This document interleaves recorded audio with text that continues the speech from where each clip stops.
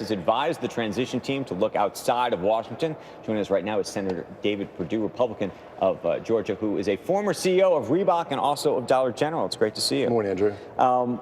We saw each other recently. I want to get into a couple of different issues about what's possible here, but one of the things as an investor and former CEO I'm very curious about, which is the market. We have a little graphic in the corner of the screen that talks about the Trump rally. We run it all the time over the past 2 or 3 weeks. Yeah. When you look at what's happened to the equity markets as an investor and a former CEO of 2 major companies in this country, do you look and say, this is priced to perfection, this is great, this makes sense, this doesn't make sense? What's going on in the Perdue portfolio? Well, I'm concerned that maybe they are pricing in a little bit too much perfection, and we've got some heavy lifting to do to get this economy going. I think that's job one, and I think that's what Trump's going to be focused on in his first 100 days. So what is possible in the first 100 days? What do you think is realistic? Andrew, I think realistically we're going to get after Obamacare. He said that, and right. I think that's possible. We've got to do a budget to get there.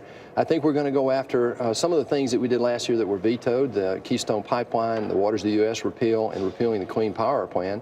And beyond that, I think we're going to look at some of the things inside Dodd-Frank that are keeping us from lending in small towns in America. Right. So you don't think Dodd-Frank is going to be repealed completely? You think they're components of it? Well, first of all, I'm not sure you can do that in the first 100 days. I would love to repeal Dodd-Frank. I think it's one of the most onerous, overreaching pieces of legislation we've seen in my lifetime. And it's really shutting down small-town America in terms of lending and capital formation. Look, this economic miracle the last 7 years was really built on innovation, capital formation, and the rule of law.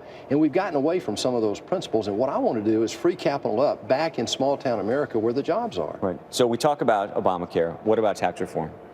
Well, what does that really look like in practice? I think, frankly, there are 2 types of tax reform. One, we need to clean up the code. I mean, everybody knows that. They've been saying that up here for 30 years and no action.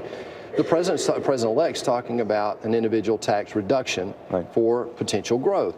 I'd like to also talk about cleaning up the deductions on corporate America, get rid of corporate welfare, and reduce the corporate rate to be competitive with the rest of the world, and finally, just eliminate our repatriation tax. Right. What does that rate look like in your mind and in the minds of your colleagues here? He's talked about, in the corporate rate, around about 15%. Is that realistic? We had another guest on, said maybe it'll creep up to 20%, 25%. The repatriation tax? Not the repatriation tax. No. Oh, the corporate tax. Corporate tax. No, if we get in the mid to high teens, we'll be competitive with the rest of the world if we clean up our deductions. The corporate welfare is what you hear both sides complain about, and I think if we did both, then the mid-teens is probably where we need to be competitive. Right. What about entitlements? That's an issue that's remained off the table during the campaigns, but I know you're somebody who likes to balance a budget. You're somebody who talks about the deficit and cares about the debt that this country's taken on. How do you do both? Andrew, thank you for bringing that up, because in this euphoria that we're in right now, by the way, I don't see this as a mandate. I think this is a probation for both parties right now to see if we can get together and break the gridlock and actually get America moving again.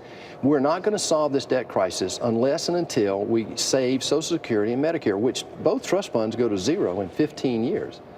Right.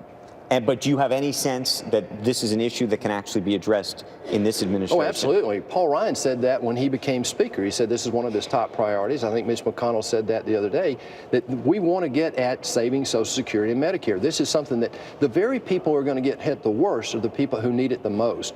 And when the trust funds go to zero, that means that we can't pay out full benefits. And so we can save Social Security. It's not that complicated. It's just politically difficult. Right. Medicare is a little more difficult, but it can be solved, and we've got to do that right now. What about spending? Donald Trump's also talked a lot about spending. Well, let's talk about spending. You know, in 2000, last year, Bill Clinton, in constant 2015 dollars, we spent $2.4 trillion running the federal government.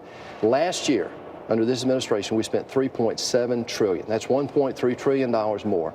And when you look through the departments, you can see where it is. We've got to get control of that. Okay, thank you. Yeah, it's Andrew, great to see you. Always great to see you.